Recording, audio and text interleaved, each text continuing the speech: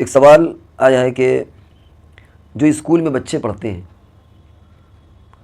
کبھی کبھی ایسا ہوتا ہے کہ جب اسکول سے وہ ایک کلاس پڑھ لیتے ہیں تو ان کے سامان کتابیں ہیں اور کچھ ایسی چیزیں ہوتی ہیں جو ان کے کام کی نہیں ہوتی، لیکن اس کے بعد کے جو کلاس کا بچہ ہوتا ہے اس کے وہ کام کی چیزیں ہوتی ہیں۔ تو اب کیا کوئی اس بچے سے اس کی کتابیں کاپیاں لے سکتا ہے کوئی دوسرا بندہ؟ یہاں سوال یہ پیدا ہوتا ہے کہ وہ بچہ نابالغ ہے، تو نابالغ کے مال کا استعمال جائز ہے کہ ناجائز ہے؟ کیا اس کے باپ سے اجازت لینا پڑے گی یا نہیں لینا پڑے گی؟ یہ یہاں پر اصل میں سوال ہے، اور ایسا بہت ہوتا ہے کہ گھر میں بچے ہوتے ہیں اور وہ بالغ نہیں ہوتے، لیکن ان کا سامان کوئی دوسرا اس کا ساتھی مانگ لیتا ہے یا کوئی بڑا مانگ لیتا ہے۔ اس سلسلے میں جواب یہ ہے کہ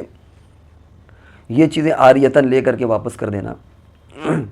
اس میں تو کوئی حرج نہیں ہے، لیکن یہ جو عاریت میں اجازت والا مسئلہ ہے، اگر بچے سمجھدار ہیں تو اتنا اختیار والدین کی طرف سے بھی ان کو ہوتا ہے اور اس کی اجازت ہے۔ بہت چھوٹے بچے ہیں جن کی سمجھ نہیں ہے، تو وہاں تو یہ عاریت پر لینا یا کوئی سامان لینا مستقل طور پر یا عاریت پہ لینا درست نہیں ہے، کیونکہ چھوٹا بچہ اللہ جانے کیا چیز گھر سے لے آئے اور کیا ایک بڑا آدمی اس سے کیا چیز منگا لے گھر سے۔ لیکن جو بچے سمجھدار ہوتے ہیں، مثال کے طور پر 13-14 سال کا بچہ بہت سمجھدار ہے، اگرچہ شرعی نقطہ نظر سے وہ بالغ نہیں، لیکن وہ ذی شعور ہے، سمجھ ہے اس کے،